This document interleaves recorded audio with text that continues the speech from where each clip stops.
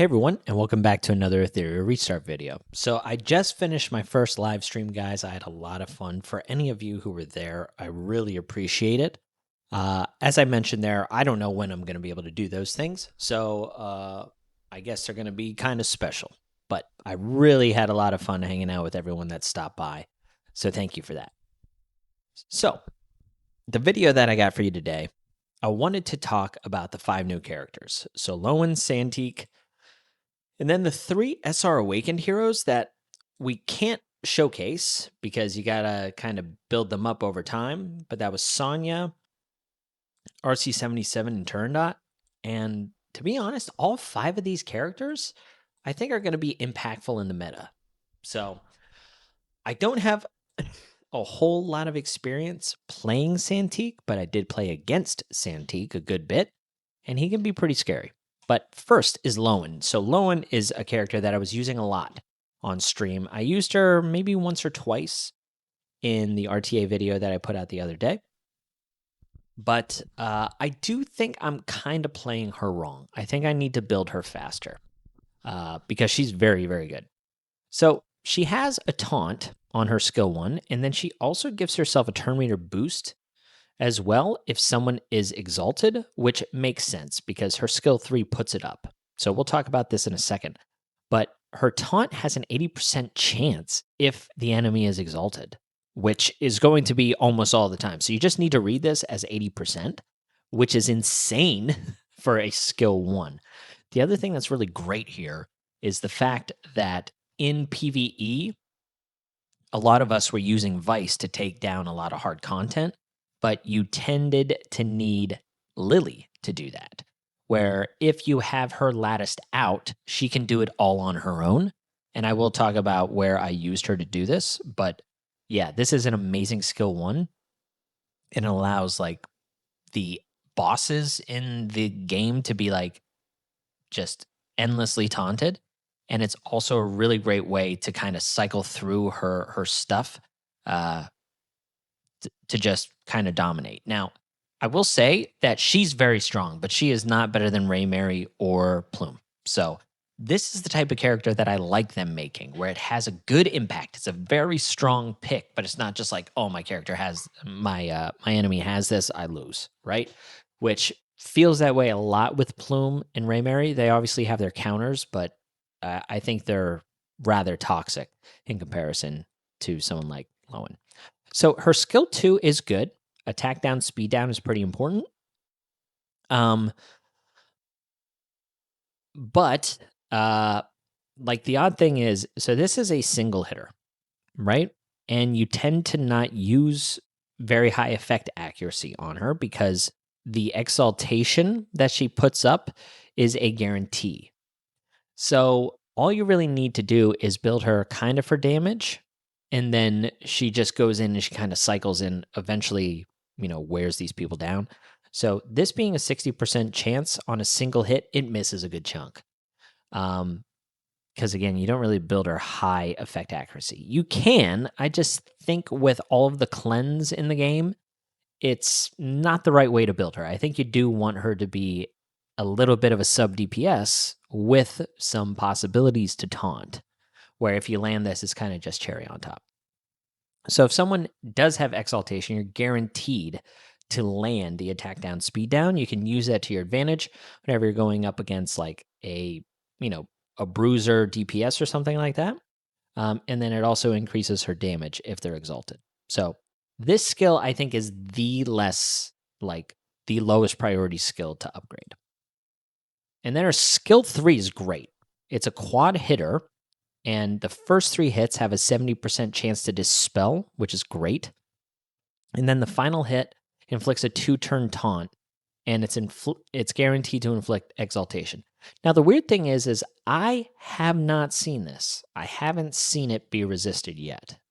Like it has always landed for me. So I don't know if this is guaranteed or not. If it is, I mean, that's amazing. Or I've just gotten very, very lucky, and I've run her very low effect accuracy. So it's something to be considered. The exaltation part being unresistible or whatever is great. It's a yellow it's a yellow debuff. So that means like even in content where people can't be debuffed, it lands, right? And then if you use this again before the reset or whatever, it's an increase in 60% damage. This isn't really going to happen much. So when it comes to the exaltation, it reduces healing and shields by 60%. It reduces the crit rate of the character that's attacking Loen by 60%. So all the other characters are still susceptible to crit. It's just she herself will be less susceptible from taking a crit from the person that has exaltation on them. They also can't debuff her. They can debuff the other people and can't turn meter push her backwards.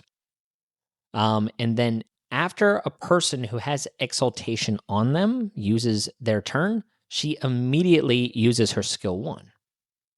Right? So pretty nuts. And then whenever the target dies, she resets this. So you can apply it to someone else. This is absolutely insane. It's a crazy, crazy skill. So the way I've been playing her is this way in PvP, which I think is what matters.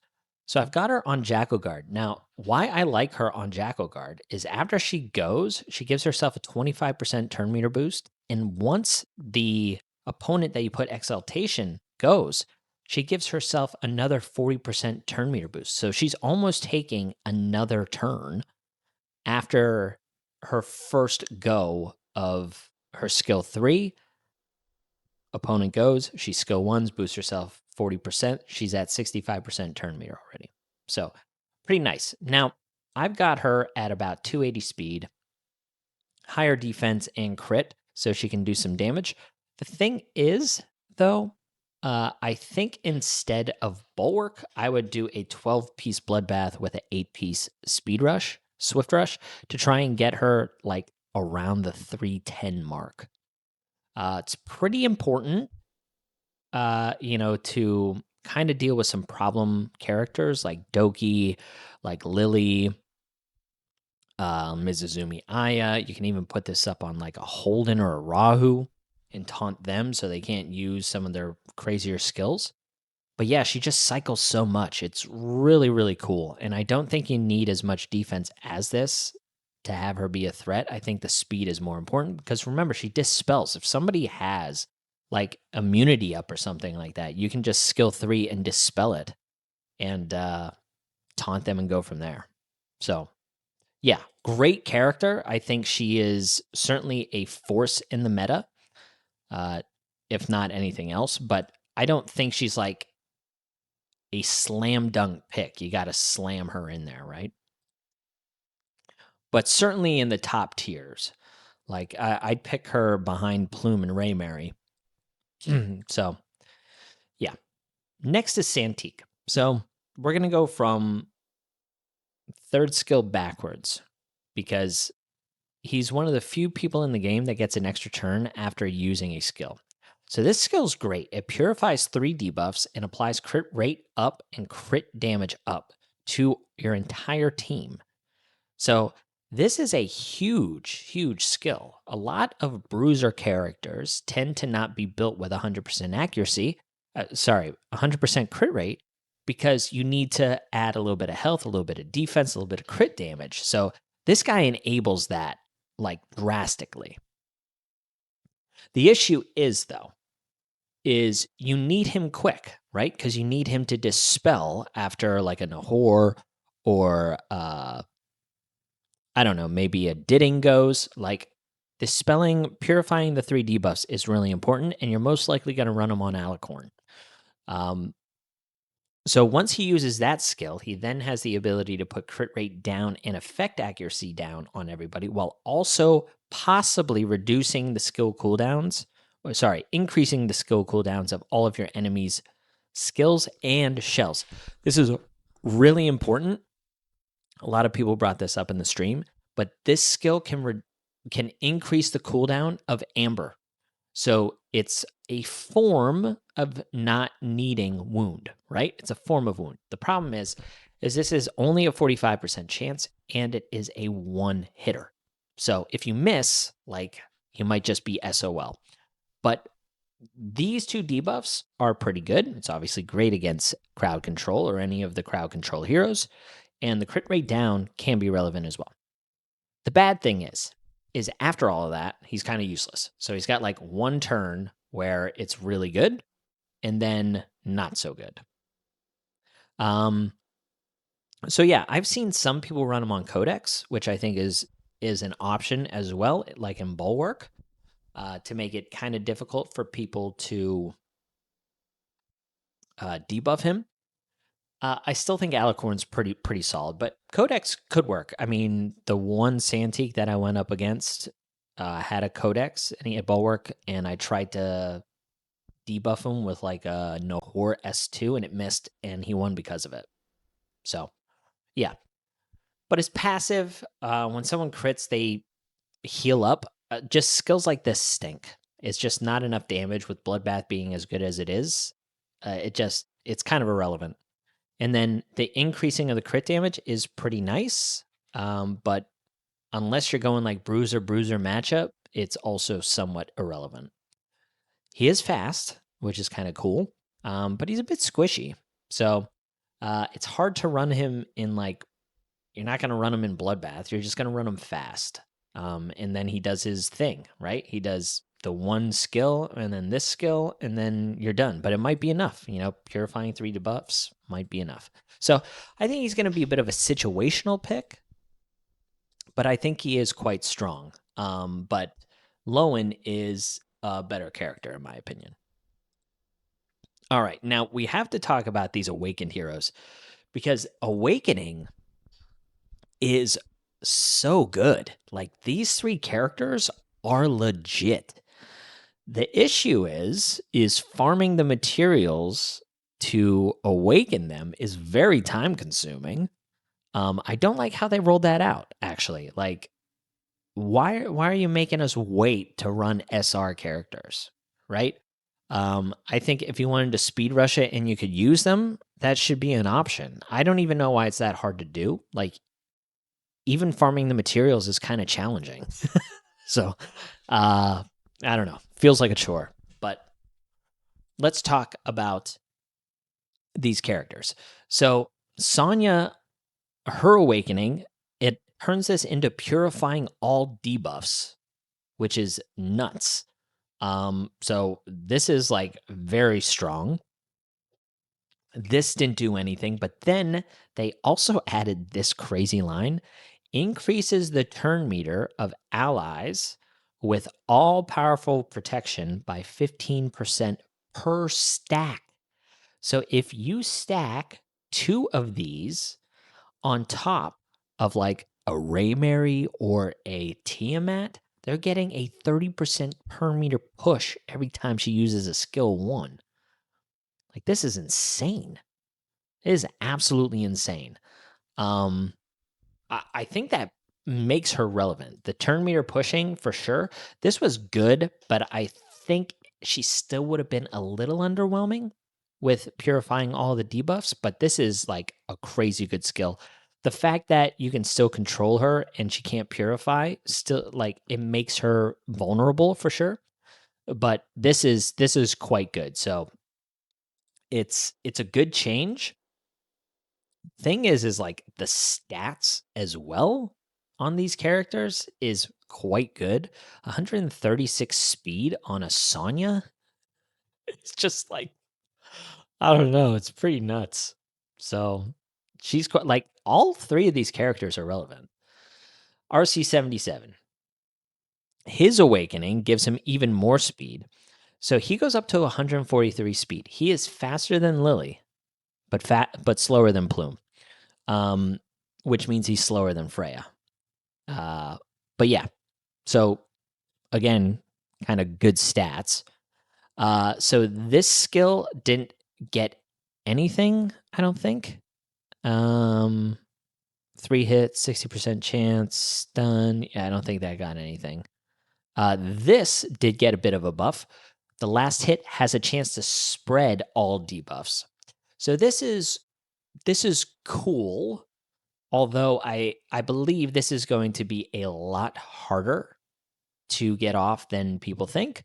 But there are some pretty cool interactions in here. Like you can use single target wound characters like Sutomu and then spread the wound. Same thing with like any of the viable debuffs. You can't spread crowd control though. So at least I don't think you can. If you can, then this is busted, but I'm pretty sure that's not a thing. But still pretty good skill. But his static passive, I think, is really good. Every time an enemy animus is purified of a debuff, it dispels one buff from them and removes 6% of their HP. So the way this is worded, every time, there are times where you can dispel 2 debuffs and put up 2 buffs, and it reads like every time they dispel, you're going to remove the 2 debuffs anyway. I also, oh yeah. So anyway, this is good. Like it helps you kind of combat some of the immunity stuff. If you're going up against a Mizuzumi Aya or something, and she has some debuffs and buffs because it's like turn 2 or 3 in the game, every time she cleanses, you're going to remove a buff from her and destroy her max HP. So RC77 is interesting. And then it says if the target has no buffs, removes 12%. So they're trying to make him a decent counter to Raymary and to Tiamat. I don't think it's going to be a huge deal because Lilium removes a lot of HP and she's just not used. Now, granted, this guy's a little bit quicker. He's most likely going to be a debuffer, but with him being as fast as he is, I think he becomes a true threat for Rev Cleave too. Like he was already kind of niche in that area, but with him being that fast, like I think he gets real scary.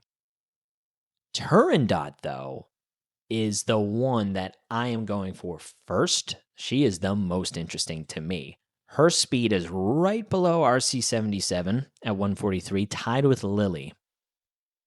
But she gets 2 really, really relevant buffs to her kit. So she had this attack up, defense up, which was like kind of irrelevant because it didn't give her an extra turn. I still think an extra turn would be great for, people that are trying to deal with Terramaton, Inferno, and stuff. She would be amazing there if she got an extra turn. But increasing the turn meter of all allies by 30%. This is a huge boost. This is the same amount of boost that a Lily gives on her S2, but this is to all allies. And you're getting attack up and defense up, and it's on a 3-turn cooldown. Like, this is insane. This is insane. This is an amazing skill. This is good for turn 2. This is good for cleave. This is good for CC. Like, you don't have to deal with any of the strive nonsense with this character.